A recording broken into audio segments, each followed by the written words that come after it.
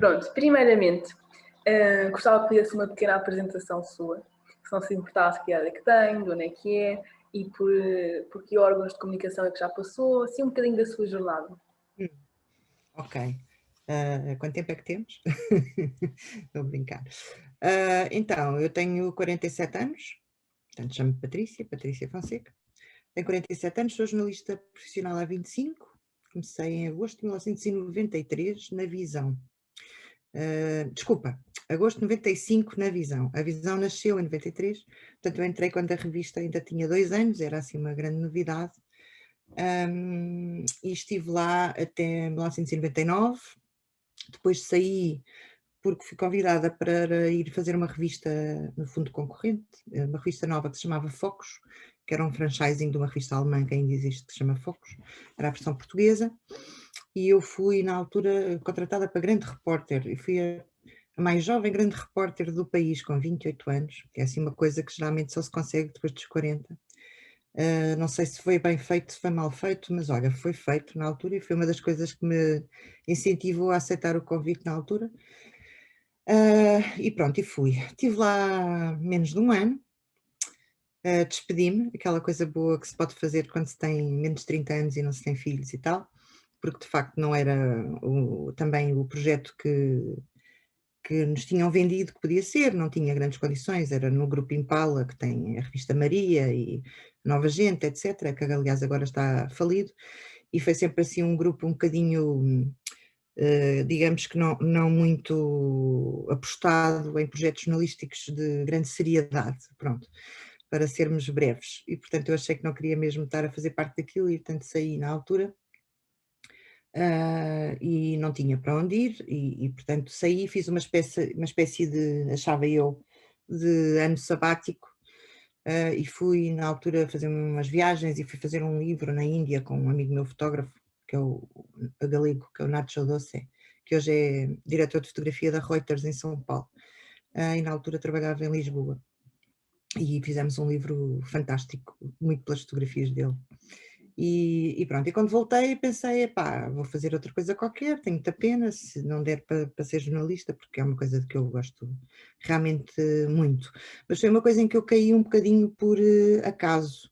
Portanto, nessa altura eu tinha 5 anos de profissão, e apesar de já ter vivido muitas coisas nesses 5 anos, e muitas experiências, e digamos a um nível alto de qualidade e de disposição e tudo isso, e a fazer reportagens internacionais e etc., estava muito na dúvida se tinha seguido o caminho certo, porque eu fiz o meu percurso escolar todo na área das ciências, e eu ia para a medicina.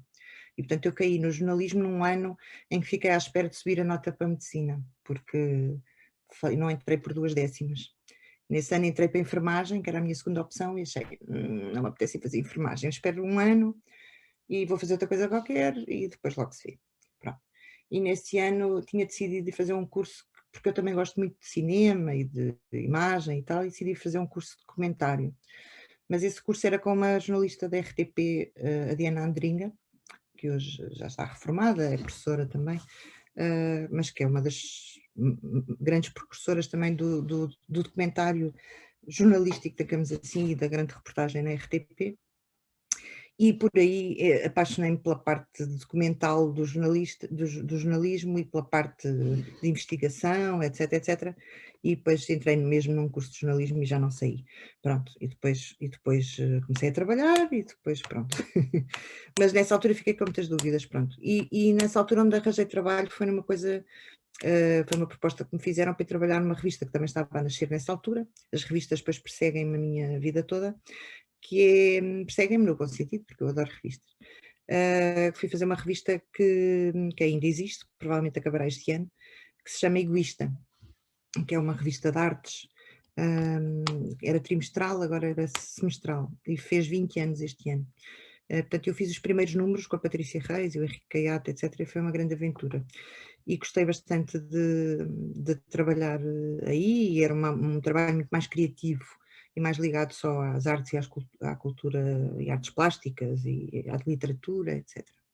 Pronto, e depois é a tal história, depois na altura o diretor da Visão, que era o Cáceres Monteiro, com quem eu tinha começado a trabalhar, houve um ano que foi em 2003, portanto eu estive durante uma série de quase 3 anos a trabalhar na Egoísta e a fazer trabalhos de jornalista como freelancer. Escrevi para o Diário de Notícias, escrevia para um suplemento que havia no Diário de Notícias que era o DNA, que era feito por Pedro Rolo Duarte, e também para a Notícias Magazine, ainda fiz uma perninha no El País, ia fazendo umas coisas de jornalismo também, além da parte do que fazia na Egoísta. E houve uma altura em que houve um aniversário da Visão, foram os 10 anos da Visão, e o Cáceres enviou-me um convite para eu ir à festa. E assim no meio da festa disse-me, tu nunca devias ter saído daqui, amanhã vem cá beber um café comigo. Está bem. E eu fui lá beber um café com ele, não é? Ele disse, então quando é que podes começar? E eu olhei para ele e disse, amanhã? Ok, pronto, e voltei. E voltei mais 17 anos, mais ou menos, se a memória não me falha, e saí em abril do ano passado, no meio da pandemia, pedi para me vir embora, pronto, no fundo despedi-me, mas eles foram suficientemente simpáticos para não me deixar vir embora com uma mão à frente e outra atrás e chegámos a um acordo de rescisão.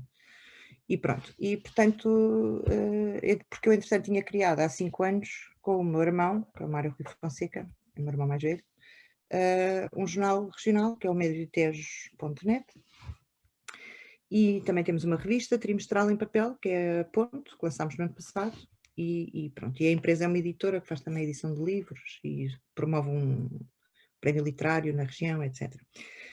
E portanto também cheguei àquele ponto, eu tenho 2 filhos pequeninos, e cheguei àquele ponto em que ou agarrava realmente no projeto que é meu, ou atirava a toalha ao chão e ficava só na Visão. Compatibilizar as coisas todas é muito complicado, estava a ser demasiado complicado. E eu também não me estava a sentir bem, não gosto de estar nas coisas pela metade, e pronto. E, portanto, é isso, desde o ano passado estou a tempo inteiro no Médio-Tejo, é uma grande luta, mas é muito interessante. E, portanto, eu que fiz carreira mais na área internacional, agora estou no contrário, que é no mais local possível. Portanto, fiz geralmente o percurso ao contrário do que as pessoas fazem, mas eu sou um bocadinho assim, faço as coisas todas um bocadinho ao contrário. Quero-lhe só fazer uma pequena pergunta, que é como é que ia ser, na altura, freelancer em Portugal? Porque... Ui, é sempre difícil. Foi difícil na altura, creio que ainda é mais difícil hoje, mas é muito difícil. Tens de ter conhecimentos. Eu tinha a sorte de já ter algumas pessoas, portanto, no fundo, eu não tinha propriamente que andar a bater a muitas portas para vender os meus trabalhos. A maioria dos freelancers com quem eu também convivi ao longo dos anos, também fui editora na Visão, e portanto também, e também no Correio Internacional, na versão portuguesa, que faz parte do grupo da Visão.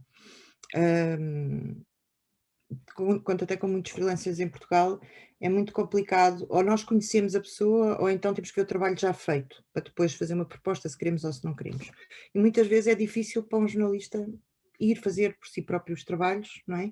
E conseguir ter aquilo do fundo-chave na mão, como se costuma dizer. E eu tive muita sorte nessa fase em que fui freelancer, fazia um bocadinho aquilo que me apetecia. Se tinha uma ideia, às vezes agarrava o telefone e, sei lá, ligava ao Ferreira Fernandes ou ao Pedro Rolo Duarte, ou olha, lembrei-me que isto era capaz de ter graça, não sei o que queres. Pá, quero, fazes-me isso para a semana, não é? Pronto, eu ia fazer. E portanto eles tinham à partida uma confiança em mim, e agradeço sempre muito isso, de que alguma coisa de jeito sairia dali, não é? Quando é alguém que tu não conheces, quando não se conhece, não é? É mais difícil. Agora imagina, vinhas tu, a Fátima Lino, a Ana Sofia, e mandavam uma proposta para o meio do Tejo e dizia assim, tive a ideia de ir fazer um trabalho sobre a poluição no Tejo. Posso fazer? Você compra a ideia? Eu disse, pô, depende, não é? Porque não os conheço, não sei como é que vai ser, isso é um tema assim um bocadinho vago. Agora, se me chegassem se calhar com um trabalho extraordinário, com um ângulo diferente, com um monte de informação nova, eu não vos conheço de lado nenhum, mas leio aquilo e digo, isto é muito bom, se calhar compro, estás a perceber? Portanto, o freelancer, um jornalista, seja freelancer ou não, realmente costumava-se dizer a malta mais da velha guarda, e continua a ser sempre muito, continua a ser verdade, o jornalista, o maior bem que pode ter sempre é a sua carteira de contactos, não é? É as fontes que faz, e isso é preciso experiência para ir fazendo essas fontes e ter alguns anos de trabalho, e no meio de um acontecimento, conseguires agarrar no telefone e ligar para a pessoa certa e que te atenda ao telefone e que te diga o que é que se está a passar, não é? Isso vale muito dinheiro. E não há formação nenhuma que te dê isso. Portanto, isso só mesmo com a experiência. E como freelancer é a mesma coisa. Tu conseguires ter um nome na praça ou algum tipo de respeito, ou que consigas chegar a uma pessoa e dizer assim, a um editor neste caso que tenha decisão, eu quero fazer este trabalho, ou eu tenho este trabalho, queres comprar ou queres fazer? Pronto.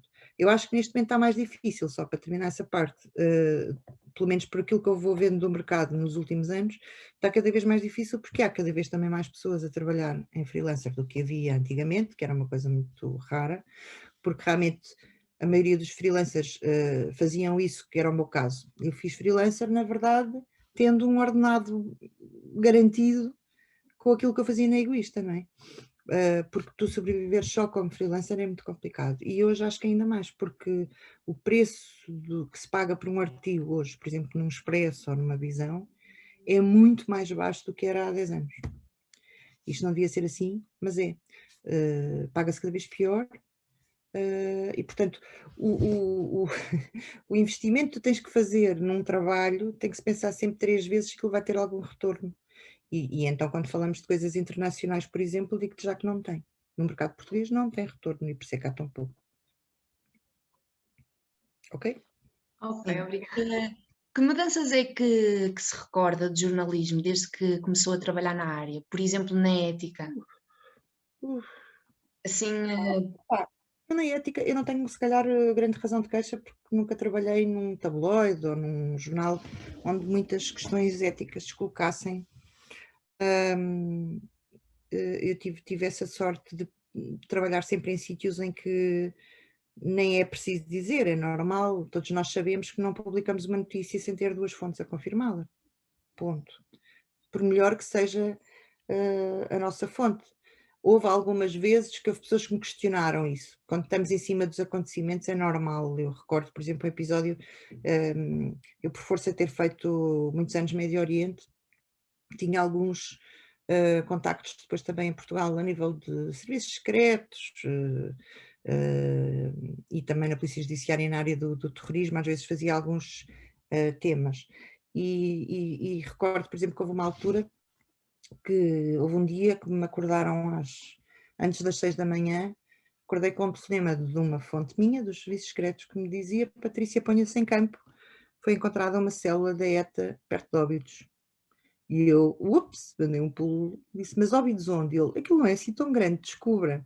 E eu enfiei-me as calças de ganga e fui para a rua e liguei do carro para o meu diretor, na altura era o Pedro Camacho, que já morreu também, e expliquei-lhe o que é que estava a passar, disse: olha, eu não sei para onde é que vou, mas vou para lá, vou à procura, e precisamos confirmar isto com alguém. E aí depois lá está, pomos isto no ar, não pomos isto no ar, e ele dizia-me: mas tu não tens a certeza, não tens confiança na tua fonte? Tenho, mas precisamos confirmar isto com outra pessoa.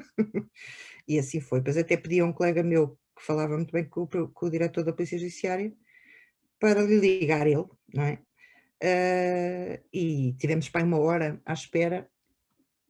De repente eu ia no carro a ouvir notícias, e para no noticiário das 8, não havia ainda nada, ninguém sabia de nada, e depois, pouco depois, a TSF começa a dar que o El País dizia que tinha sido encontrado numa célula da ETA, portanto, ninguém sabia absolutamente nada. Nós depois lá conseguimos, ele, passado um bocado lá me ligou: sim senhor, consegui falar com ele, ele atendeu-me no meio de uma confusão, devia ser lá no sítio, né? E disse que não podia falar comigo. Eu disse: por favor, confirme-me só esta informação que nós temos. E o gajo ficou em silêncio e disse: bem, foi que você sabe disso? Ok, tenho que ir, mas sim, é verdade. E desligou-lhe o telefone. Só tipo, temos a nossa segunda confirmação. E só aí é que demos a notícia. Mas hoje, eu acho que isto é cada vez mais difícil. Eu acho que hoje, se calhar, até muitos colegas meus de outros jornais, digamos, de referência, se calhar avançam muitas vezes só com uma fonte, não é? Mas como nós vemos repetidas vezes, isso dá asneira, não é? Por algum motivo há esta regra e realmente uma coisa tão grave como dizer que há uma fábrica de bombas em Portugal, acho que tem que se ter, e como isso, outras coisas que já se disseram, e depois vem-se dizer: não, afinal era mentira, afinal não era bem assim, afinal perde-se a credibilidade, que também é uma coisa que mortes, não é? foi perdendo. Pronto, os mortos, sim. Vocês já viram uma série que se chama Newsroom? Se não viram, vejam, porque cada episódio é uma belíssima lição de jornalismo. Ela estava no HBO. Pode repetir o nome? Newsroom, redação em inglês. Newsroom. Ok. É escrita por um argumentista fantástico, que também fez uma série muito famosa há uns anos, que era Os Homens do Presidente, que eu vi os episódios todos, assim, tipo há 20 anos, porque é passada na Casa Branca. Mas o Newsroom foi feito com base em temas verídicos que se passaram e que confrontaram jornalistas com dilemas, muitas vezes, a maioria das vezes éticos, lá está, complicados, e como é que isso foi lidado naquela relação. E é muito bem feito. E as questões todas sobre isto, isto depois interessa a muito mais gente do que os jornalistas, mas aos jornalistas particularmente eu acho que é muito interessante, porque é todas essas questões do damos primeiro ou damos bem. Estamos a passar o limite, não estamos, a confiança que se tem nas fontes ou não se tem, pronto, todas essas coisas. E há um episódio em particular que é de uma situação, como te digo, verídica, porque é por aí que eles fazem tudo.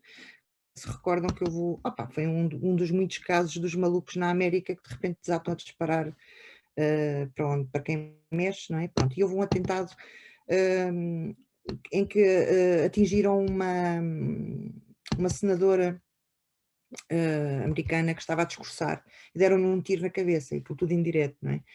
E pronto, e ninguém sabia se ela estava viva, se estava morta. Ela foi retirada do local e levada para o hospital, e de repente neste episódio vê-se isso a acontecer, e que aconteceu, que é a CNN está a dizer que ela morreu, e o tipo que estava que era o pivô do telejornal, estava a ouvir pelo coisinho, o tipo da produção e o gajo da administração aos berros: tens que dizer que ela morreu, a CNN está a dizer que ela já morreu. E ele sempre impávido e sereno, ler as notícias, eu não queria saber. E quando houve um intervalo para publicidade, ele com muita calma diz assim: não temos confirmação de nenhum dos nossos jornalistas, pois não? Não. Ok, então quem declara mortes é o médico legista, não são os jornalistas. Então, assim, eu não sou médico legista, não vou declarar a morte da senhora. E a CNN teve que se retratar, ela não morreu. Depois, o que é péssimo, não é? Dizer, não, ela não morreu, isto aconteceu na verdade. E, portanto, a senhora felizmente sobreviveu, foi uma coisa extraordinária, levou um tiro na cabeça, mas foi operada e sobreviveu. E, portanto, é mais uma dessas coisas. Muitas vezes depois vão todos uns atrás dos outros. Às vezes ainda citam, não é? O público diz que, o Expresso diz que, muitas vezes nem citam, não é? É bola e força. E depois, afinal, tem que voltar tudo atrás. E isso não é o papel do jornalista. Eu acho que isso é cada vez mais importante, e acho que já se começa a perceber, no meio deste caos todo que foram os últimos anos, que cada vez mais a nossa missão tem que ser a de filtrar o que é essencial do acessório, ter essa dupla, tripla, quádrupla confirmação de que aquilo, se aquele... É a melhor coisa que podes ter de um jornalista ou de um jornal, é dizerem assim: não, se estes tipos estão a dizer isto é porque é verdade, não é? É porque se estes estão a dizer, eu confio. E isso muitas vezes acontece, diz: quem é que está a dar essa notícia? É o Correio da Manhã. Bom, vamos lá ver, não é? Mas depois se dá o Expresso ou se dá o Público, já pensas 3 vezes, não é? Mas é... As diferenças de ética, se quiseres, não posso dizer muito mais. Noto que há muito mais pressão dos poderes económicos para fazer coisas que são comerciais em vez de editoriais. Vi muita coisa acontecer à minha volta, felizmente comigo diretamente nunca aconteceu. Eu também não deixaria, digamos assim, a nossa carteira profissional também não nos permite fazer coisas comerciais, não é? Mas vejo que entre a malta mais nova há muito essa pressão, e é normal que muitos vão cedendo mais, digamos assim, a fazer uma coisa que é meio publicitária, meio não sei o quê.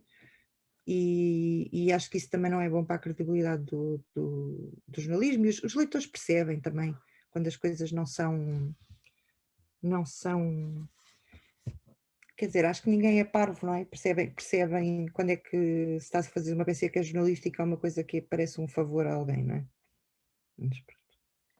Pronto, voltando um bocadinho atrás, eu gostava de lhe perguntar de onde é que surge Pronto, a preferência pelo jornalismo regional, onde é Hum. que entra? É assim, eu cresci no Tramagal, não é? Mas saí, eu nasci em Coimbra e fui para o Tramagal muito pequenina, tinha menos de 1 ano. Portanto, para mim a minha terra é o Tramagal, eu digo sempre, não tendo nascido lá, é como se fosse. E vivi lá até aos 18 anos, pronto. Sempre com muitas andanças por muitos lados, mas vivi ali até aos 18 anos, fiz o 12º em Abrantes. E aos 18 anos fui viver para Lisboa, portanto hoje tenho 47, quase 48, portanto digamos que já passaram uns anitos, não é? E portanto depois trabalhei sempre no nacional e no internacional. Mas tive sempre uma ligação grande ali, a minha mãe continua a morar ali, o meu irmão viveu quase sempre ali, tirando uma temporada que andou para os Estados Unidos. E muitos fins de semana, etc., vou indo ali. E sempre olhei para o jornalismo regional com um olhar muito crítico. E acho que nós não podemos só criticar, também temos que ajudar a fazer diferente, não é? Porque é muito fácil ficar sempre de fora a dizer aquilo não presta para nada, ou aquilo é... porque a realidade muitas vezes depois acaba por ser tudo metido no mesmo saco e muitas vezes injustamente, não é? Mas ou há o jornal da paróquia e da igreja e tal, ou depois são jornais muitas vezes conotados com partidos, ou com a Câmara, ou etc, não é? E portanto não tem uma voz muito independente. E portanto eu já tinha tido uma aventura com o meu irmão também em 2005, ficámos com um jornal que ia fechar e que era o único jornal, digamos, independente desses poderes políticos que existia na altura, que se chamava A Barca, na zona dali de Tramagal, Abrantes, etc. E era exatamente ano de eleições autárquicas, e nessa altura o que havia o jornal do PS, o jornal do PSD, e depois não tem que haver jornal deste ou daquele, tem que haver um... Pronto. Na altura ficámos com esse jornal, e tivemos o jornal 3 anos. Depois vendi-o a outra pessoa, que é a Margarida Trincão, que ainda hoje tem o jornal e que o publica, que realmente também não tinha vida para aquilo, mas pelo menos não o deixámos morrer, demos-lhe uma cara lavada, e ele depois seguiu o seu caminho. E agora, nesta última fase, portanto, em 2015, o meu irmão não parava de dizer que tínhamos que fazer alguma coisa, que não havia... E realmente é.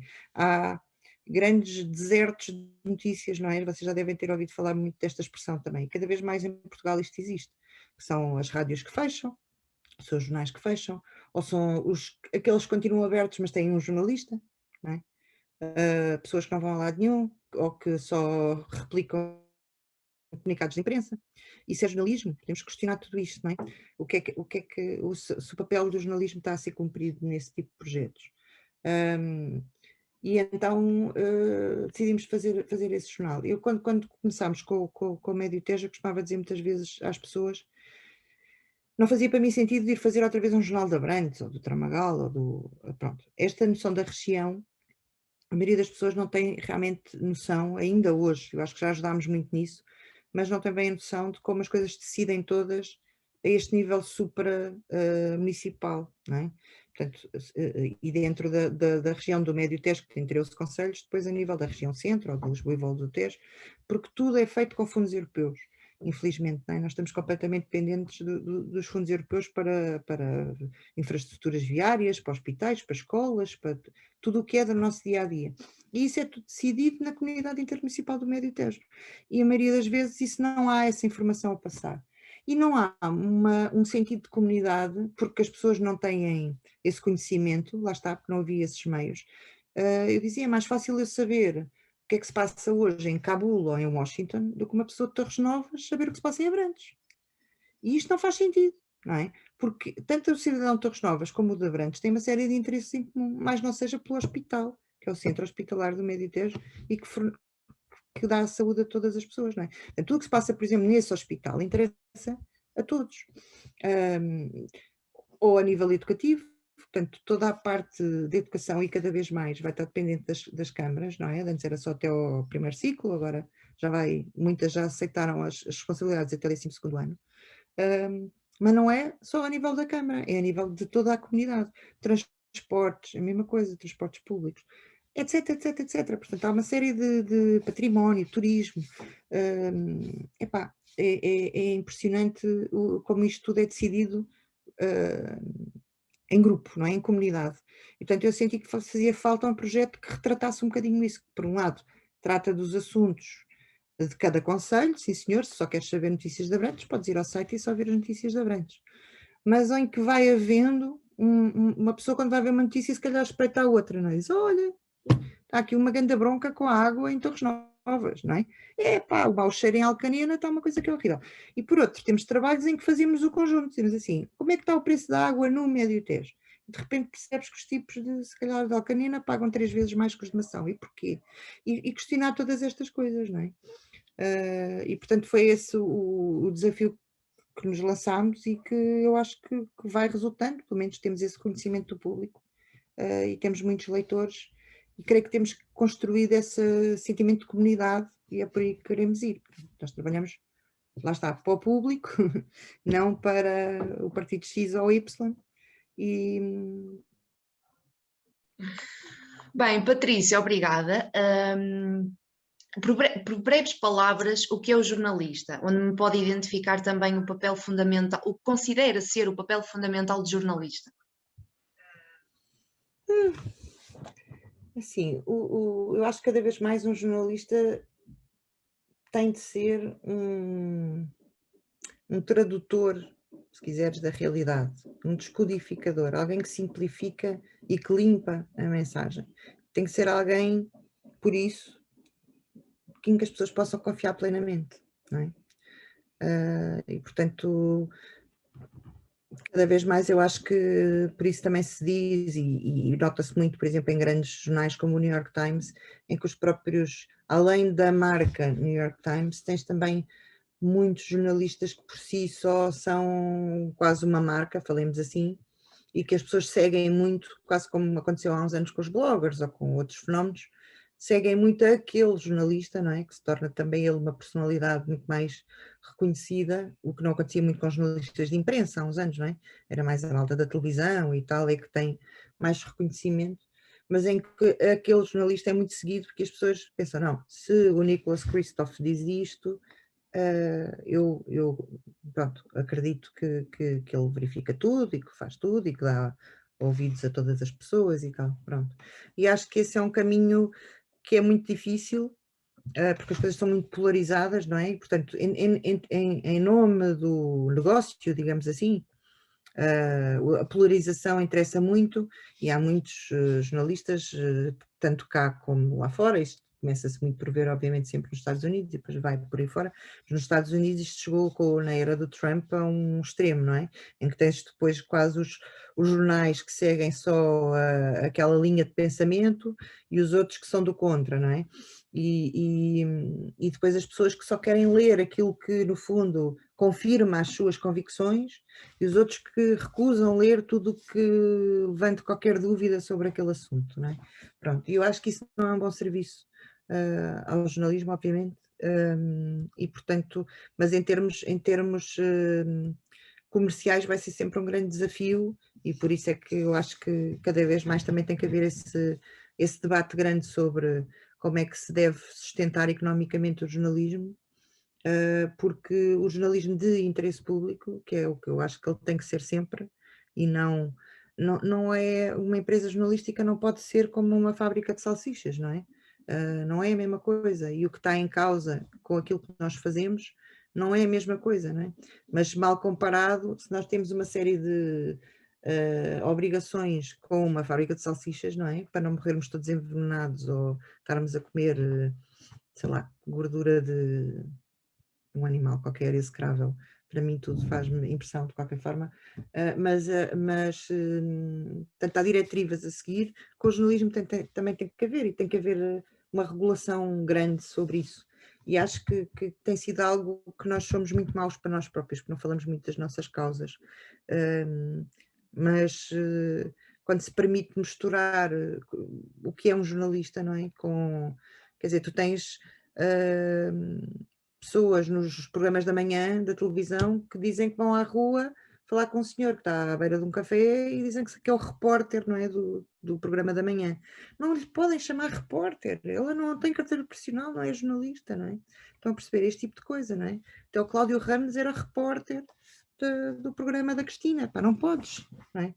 Como outras coisas, que tal? Quando metes o Manuel Luís Gosta a fazer entrevistas, as pessoas acham que ele é um jornalista. Não é um jornalista, não pode ser, não é? E isto é só uma coisinha, mas e haver essa clara diferenciação do que é comercial e do que não é comercial. Mas eu acho que tem que haver uma maior afirmação daquilo que é esse papel do jornalista que, por um lado, separa o trigo do joio, separa o que é verdade do que é mentira e, por outro, também consegue, que é uma missão ainda mais difícil e é uma que me apaixona muito, que é o conseguir tornar interessante aquilo que é relevante. Ou seja, às vezes há assuntos que são muito chatos e muito difíceis de explicar, mas nós temos que conseguir passar a mensagem que as pessoas percebam quando isso é importante. Um dos exemplos é o da grande crise que tivemos do subprime, foi a crise que começou em 2008 nos Estados Unidos e depois chegou cá em 2011, 2012 e por aí fora, que levou a que tivéssemos que ser salvos pela Troika, não é? E tivemos um resgate financeiro internacional e, portanto, basicamente falimos como país, não é? E precisámos de ser resgatados financeiramente. O que é que gerou aquilo? É complicadíssimo de explicar o que é o subprime e como é que era feita a avaliação das casas e como é que era tudo isso. Portanto, eu tiro o chapéu, por exemplo, para grandes colegas meus, como foi o Paulo Pena, por exemplo, que esteve no Público e no DN, agora faz parte de um consórcio internacional de jornalistas de investigação, que é conseguir trocar por miúdos o que era aquilo, fazer-nos perceber de uma forma simples o que era aquilo, e ainda por cima que tu começasses a ler aquilo e não conseguisses parar de ler, como se estivesse a ler uma história de aventuras, não é? Isso é tão difícil e leva tanto tempo e é preciso saber tanto para conseguir desconstruir tudo isso, não é? Para o fazer bem, e isso acho que é o que cada vez mais vai ser o papel do jornalismo no futuro, que faz muita falta. Porque qualquer um a dar opiniões, a dizer o que lhe apetece, balelas, ou ouvir dizer, ou diz que se, isso qualquer um no Facebook, ou no Twitter, ou até no TikTok faz, quer dizer, não é? O que é que diferencia depois um jornalista, ou um meio de comunicação que passa essa informação. Não foram poucas palavras, desculpa. Faz mal. E o que é que acha que devemos esperar do jornalismo hoje em dia? Epá, é muito difícil falar no geral. Há muito jornalismo. O que é que esperas da advocacia hoje em dia? Ou o que é que esperas? Epá, é muito difícil. Há bons e maus, como em todas as profissões. Há bem-intencionados e mal-intencionados. Se nós formos olhar para o que são, que é por isso que eu falo na questão da sustentabilidade económica, por exemplo, dos negócios. Se nós formos olhar para o que são os donos ou os acionistas dos grandes meios de comunicação, em qualquer sítio, mas vamos a Portugal, não é? É tudo muito esquisito, não é? Quando se fala nos chineses, epá, digam o que é, não é? É dinheiro do jogo, é dinheiro das P, é dinheiro de outras coisas assim, não é? Ou os angolanos que vêm não sei do quê, epá, é diamantes, é petróleo, muitas vezes são negócios escuros. É isto que nós queremos. Qual é o interesse deles em ter o Diário de Notícias? Qual é o interesse deles em ter o Correio da Manhã? Qual é o interesse? Isso é que nós devíamos perguntar muitas vezes, mas não se pergunta, não é? E, portanto, depois há projetos pequeninos ou outros que querem ser independentes ou que querem ter só depender do público, dos leitores, o que é cada vez mais complicado. E, portanto, por exemplo, eu defendo que devia haver quase um financiamento público. O que existe de serviço público, supostamente pago por todos nós, é RTP e é RDP, e se calhar devíamos discutir se esses milhões todos que são pagos aí não deviam, por exemplo, ser. Eu defendo quase uma coisa como tu tens, por exemplo, para o teatro ou para o cinema português. Entendeu-se que não vai, se calhar era impossível ter uma peça de teatro de qualidade, seja lá o que isso for, ou um cinema de autor, se não houvesse intervenção estatal e apoios do Estado para o fazer. Porque senão então só tinhas teatro de revista, porque é o que as pessoas queriam ver. Ou então só tinhas cinema, não tinhas sequer cinema, porque ninguém ia ter 1 milhão de euros para fazer um filme em Portugal, não é? E para ser visto por 200 gajos. Pronto. Se entendemos que é importante haver esse tipo de arte, no jornalismo ainda mais, não é? Porque é uma função social muito mais abrangente até do que a cultura do gosto, se tu quiseres, a nível da arte. abrange muito mais pessoas, é nesse sentido. Estou a dizer que é mais importante ou menos importante. Mas tem um impacto, até na qualidade da democracia, não é? Que é brutal. Portanto, porquê é que não devia haver um programa governamental, ou estatal, não é governamental, estatal, que permitisse pessoas candidatarem-se, por exemplo, para ano, como fazem as companhias de teatro ou os realizadores de cinema, ou os argumentistas, assim, nós fazemos isto, o nosso percurso é este, o que nós fazemos é aquilo e queremos X para fazer mais aquilo. E eles darem-nos esse apoio. Acho que era tudo muito mais limpo do que é isto agora, não é? O apoio estatal que eu, diretora de um jornal, não sou eu, o jornal recebe por ano, não é? Que é da Comunicação Institucional do Estado, que o Estado nunca cumpriu a lei, cumpriu pela primeira vez este ano por causa do Covid. É uma lei que existe há 7 anos e nunca tinha sido sequer cumprida. Este ano cumpriram, são 1.800 euros num ano. Não é? É isso que faz alguma coisa. Pronto, nós agradecemos muito porque somos pequeninos e tudo nos faz diferença. Epá, mas quer dizer, são coisas muito residuais, não é? É fingir que se está a fazer alguma coisa, não se faz nada. E, portanto, a forma como eu vejo hoje o jornalismo, se quiseres, é um bocadinho pessimista. E talvez por isso também queira ter metido a minha mão na massa naquilo onde eu achei que podia ajudar mais. Eu não ia conseguir fazer, mesmo isto é a loucura total, eu não ia conseguir fazer um concorrente do Diário de Notícias ou do Público ou do Expresso, não é? Não é o meu jogo, não tenho milhões de euros para meter num negócio desses. E além disso é também isso, é ter milhões de euros e continuar a perder milhões de euros todos os anos, porque isto nunca dá lucro. O Público tem 30 anos, nunca deu lucro, um único ano.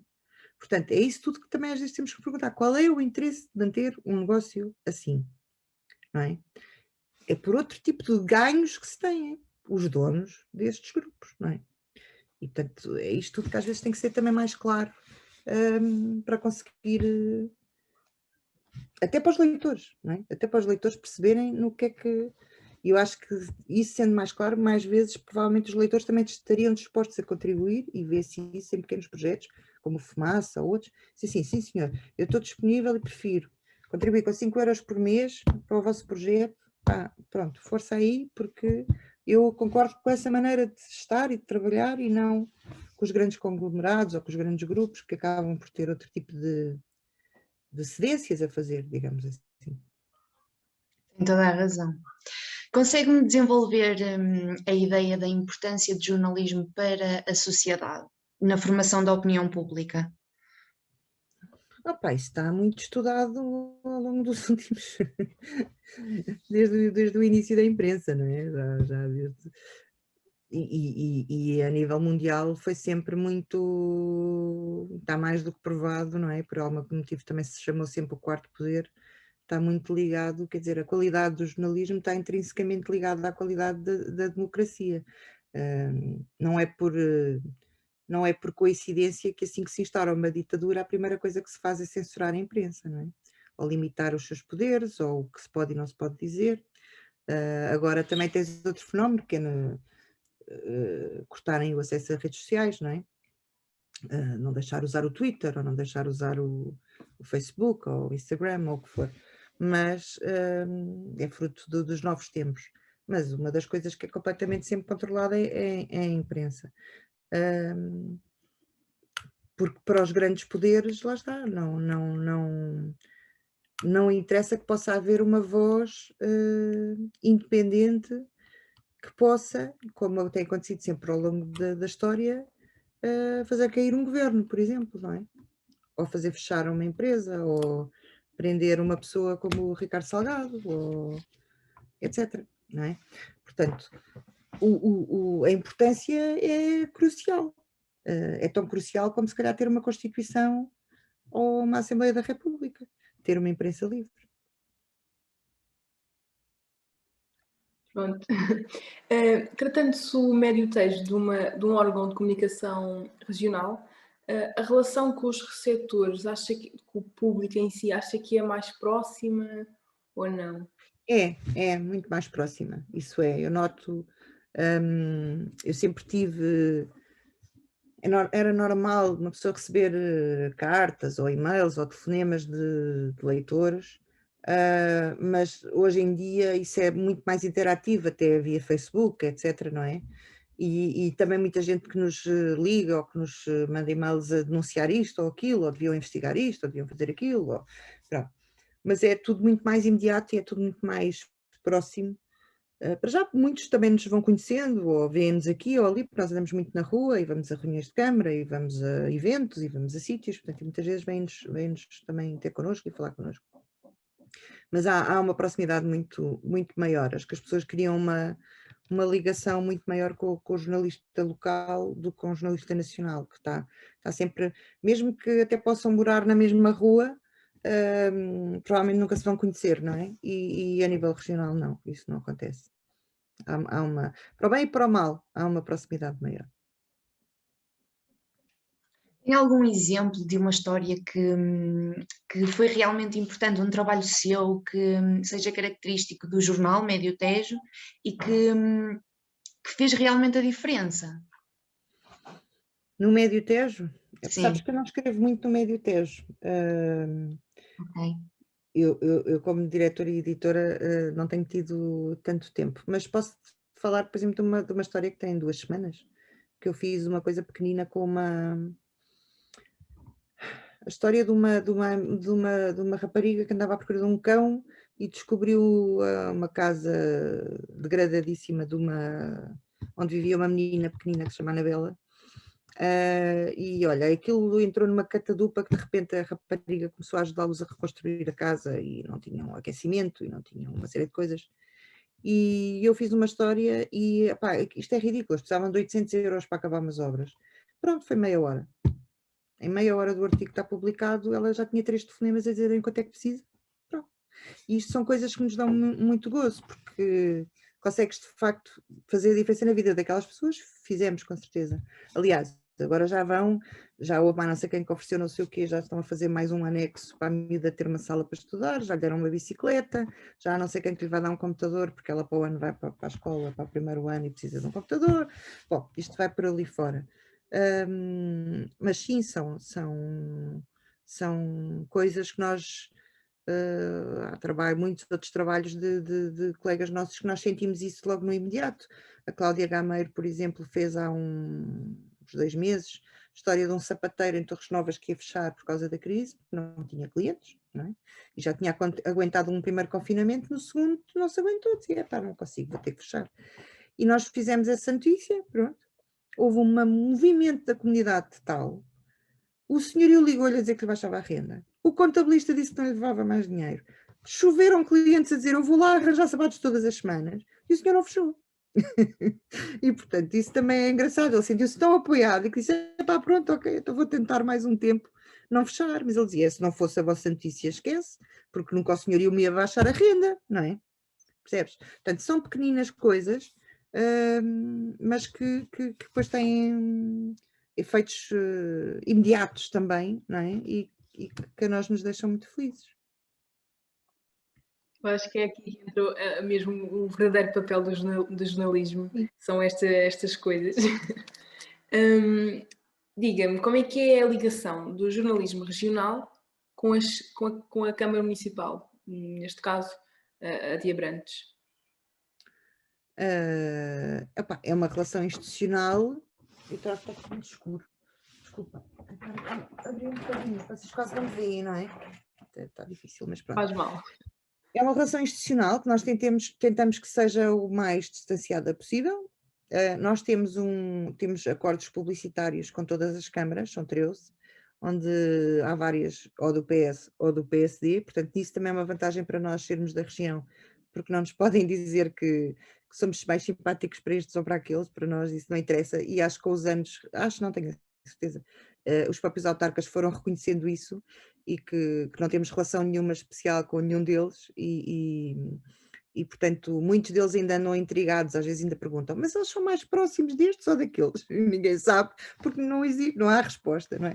Mas pronto, houve uma altura que éramos de tudo, éramos do Bloco, éramos do PS, eu disse, enquanto disserem que somos todos, ótimo, não é? Pronto. Mas agora não, já começam a perceber que somos jornalistas, pronto, e que é um bocadinho diferente.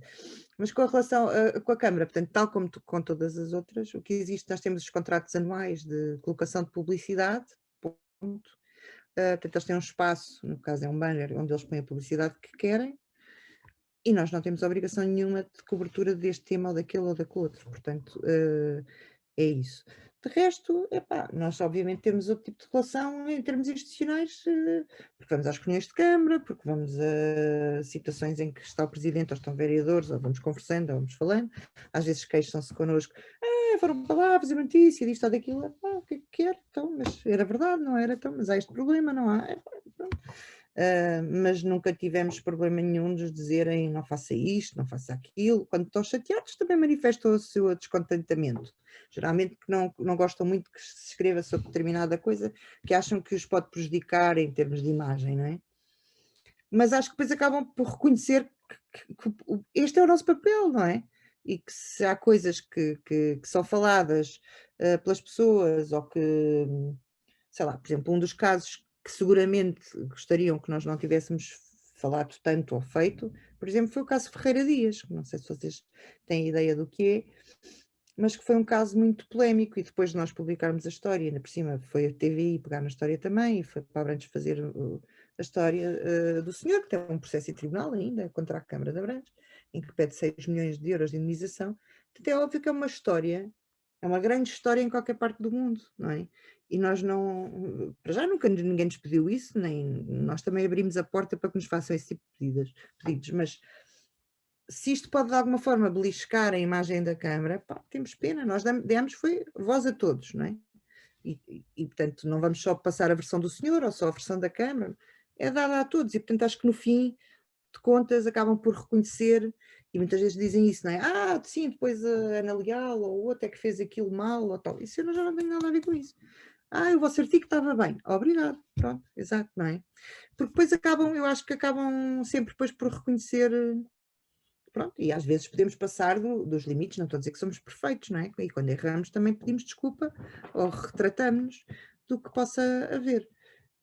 Mas pronto, temos uma relação cordial, institucional, nada de extraordinário, nem muito próxima, que eu acho que nunca pode ser muito próxima, nem de costas voltadas, porque acho que também isso também não é bom, nós não queremos fazer guerra com ninguém, não é?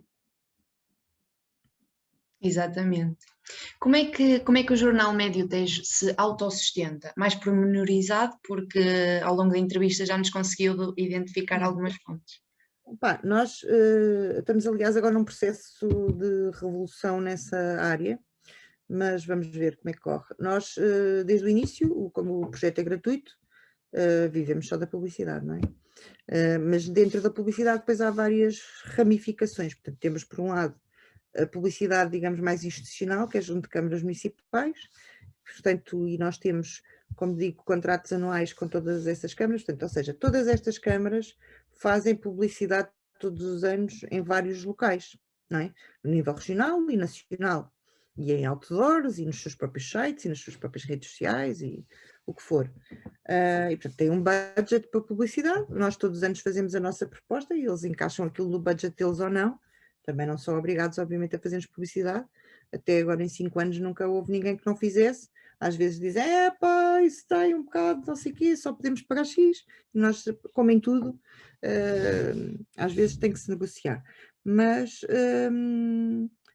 isso por um lado. Por outro, temos outras instituições que também fazem publicidade connosco, sei lá, de vez em quando, aí às vezes são mais pontuais, o IPT, ou o Centro Hospitalar do Médio Tejo, muitas vezes quando têm lá candidaturas, ou o Centro Hospitalar está a recrutar pessoas, ou decidem pôr um anúncio, não é? Pronto, por aí.